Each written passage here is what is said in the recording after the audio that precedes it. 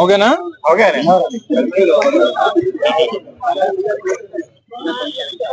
బాగుంది. వైఎస్ జగన్మోహన్ రెడ్డి గారు ఇచ్చినటువంటి పిలుపు మేరకు రాష్ట్ర వ్యాప్తంగా 26 జిల్లా కేంద్రాల్లో కూడా 3 ప్రధానమైనటువంటి అంశాలకు సంబంధించి ప్రభుత్వం మీద ఒత్తిడి తీసుకొచ్చేటువంటి దానికి ఒక రిప్రజెంటేషన్ ని ఆయా జిల్లా కలెక్టర్ల ద్వారా ప్రభుత్వంకి అందించేటువంటి దానికి ఈరోజు కార్యక్రమాన్ని రాష్ట్ర వ్యాప్తంగా చేపట్టడం. అందులో భాగంగా ఈరోజు విశాఖపట్నం జిల్లాలో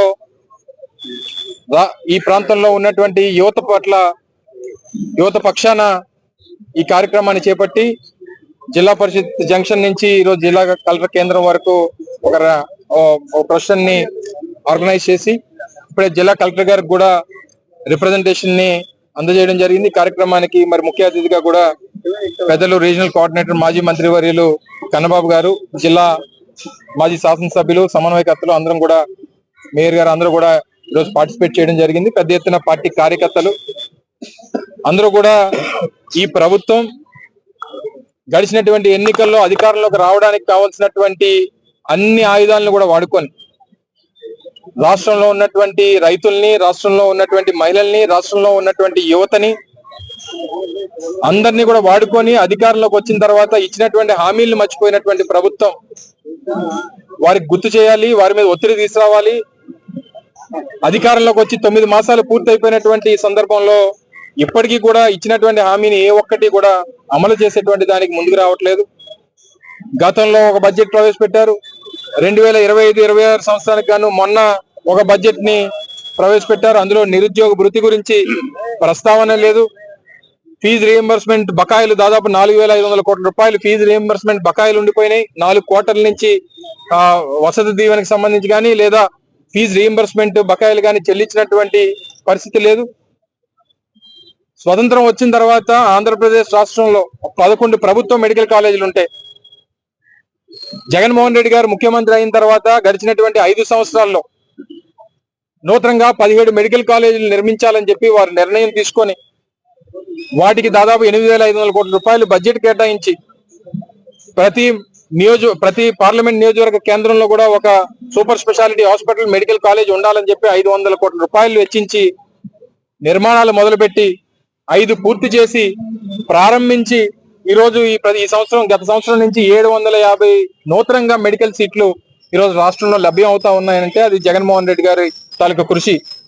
అటువంటిది మిగిలినటువంటి కాలేజీలని మిగిలిన 12 కాలేజీలు పూర్తి చేయాల్సినటువంటి ప్రభుత్వం అది పట్టించుకోకపోగా ఈరోజు ప్రైవేటీకరణ చేయాలనేటువంటి నిర్ణయాన్ని తీసుకోవడాన్ని కూడా తీవ్రంగా వ్యతిరేకిస్తూ అది ప్రభుత్వ మెడికల్ కళాశాలగా కొనసాగాలి, ప్రభుత్వమే దానికి డబ్బులు కేటాయించాలి, వాటిని పూర్తి చేయాలి, నూతనంగా కొత్త సీట్లని విద్యార్థులకు అందుబాటులోకి తీసుకురావాలనేటువంటి ఉద్దేశంతో ఈ 3 ప్రధానమైనటువంటి అంశాలని కూడా పొందుపరిచి ఒక రిప్రజెంటేషన్ ని కలెక్టర్ గారి ద్వారా ప్రభుత్వాన్ని ప్రశ్నిస్తూ ఈ రోజు ఈ కార్యక్రమాన్ని నిర్వహించడం జరిగింది. ఇప్పటికన్నా ప్రభుత్వం, ముఖ్యమంత్రి సంబంధించినటువంటి వారి పార్టీలతో కలిసినటువంటి మిగిలినటువంటి రాజకీయ పార్టీలు మీరు ఎన్నికల్లో ఇచ్చినటువంటి హామీలు మరొకసారి గుర్తు చేసుకోండి. ఆ రోజు ఎన్నికల ముందు బాబు షూరిటీ భవిష్యత్ గ్యారంటీ అన్నారు. తీరా ఇప్పుడు చూస్తే బాబు షూరిటీ మోసం గ్యారంటీ అనేటువంటి విధంగా గతంలో అనేక సందర్భాల్లో ఆయన 3 సార్లు గతంలో ముఖ్యమంత్రిగా, 4వ సారి ఇప్పుడు ముఖ్యమంత్రిగా ఏ రోజు ఇచ్చినటువంటి మాట మీద నిలబడినటువంటి దాఖలాలు లేవు. అయినా సరే పాపం ప్రజలు నమ్మి ఓట్లేసి మోసపోయినటువంటి సందర్భాలు చూస్తా ఉన్నాం. జగన్మోహన్ రెడ్డి గారి ఆదేశాల మేరకు ఈరోజు మా పార్టీ 14 సంవత్సరాలు పూర్తి చేసుకొని 15వ సంవత్సరంలో అడుగు పెడుతున్నటువంటి ఆవిర్భావ దినోత్సవం రోజు ప్రజల పక్షాన పోరాటం చేయాలని, ప్రజల కోసం, ఈ ప్రాంతం కోసం, రాష్ట్రం కోసం ఏర్పాటైనటువంటి వైఎస్ఆర్ కాంగ్రెస్ పార్టీ ఏదైతే యువజన శ్రామిక రైతు కాంగ్రెస్ పార్టీగా ఆవిర్భవించినటువంటి వైఎస్ఆర్ కాంగ్రెస్ పార్టీ ఆ యువత పక్షాన ఈరోజు నిలబడాలన్నటువంటి ఉద్దేశంతో ఈరోజు ఈ కార్యక్రమాన్ని నిర్వహించాం. రాష్ట్రంలో అన్ని ప్రాంతాల్లో కూడా జరుగుతూ ఉంది. జగన్మోహన్ రెడ్డి గారు ఆదేశాల మేరకు గతంలో రైతుల పక్షాన పోరాటం చేశాం, రాష్ట్రంలో పెరిగినటువంటి విద్యుత్ ధరల మీద పోరాటం చేశాం, ఇప్పుడు యువత పక్షాన పోరాటం చేస్తా ఉన్నాం. రానున్నటువంటి కాలంలో వైఎస్ఆర్ కాంగ్రెస్ పార్టీ ప్రజల పక్షాన, పేదవాడి పక్షాన, బడుగు బలహీన వర్గాల పక్షాన, నమ్మి ఓట్లేసినటువంటి ప్రజల పక్షాన ఈ ప్రభుత్వం మీద ఒత్తిడి తీసుకొచ్చేటువంటి దాంట్లో మరింత ముందడుగు వేసి ప్రజల పక్షాన పోరాటం చేస్తున్నటువంటి విషయాన్ని కూడా తెలియజేస్తా ఉన్నాం. ఎన్నికలు అయిన తర్వాత, ఓటమి పాలైన తర్వాత జగన్మోహన్ రెడ్డి గారు ఒక మాట చెప్పారు. YSR Congress party will be voice of the voiceless అనేటువంటి మాట ఏదైతే చెప్పారో ఆ మాట కట్టుబడి ప్రజల పక్షాన, ప్రజల గొంతుగా వారు ప్రధానమైనటువంటి ప్రతిపక్ష పార్టీగా ఈ రోజు వైఎస్ఆర్ కాంగ్రెస్ పార్టీ ఏదైతే ఉందో 40% ఓట్ షేర్ తో ఈ రోజు రాష్ట్రంలో ఒక అతిపెద్ద రాజకీయ పార్టీగా ఉంది. తప్పకుండా ప్రజల పక్షాన మరిన్ని పోరాటాలు చేస్తాం, ప్రభుత్వం మీద ఒత్తిడి తీసుకొస్తాం.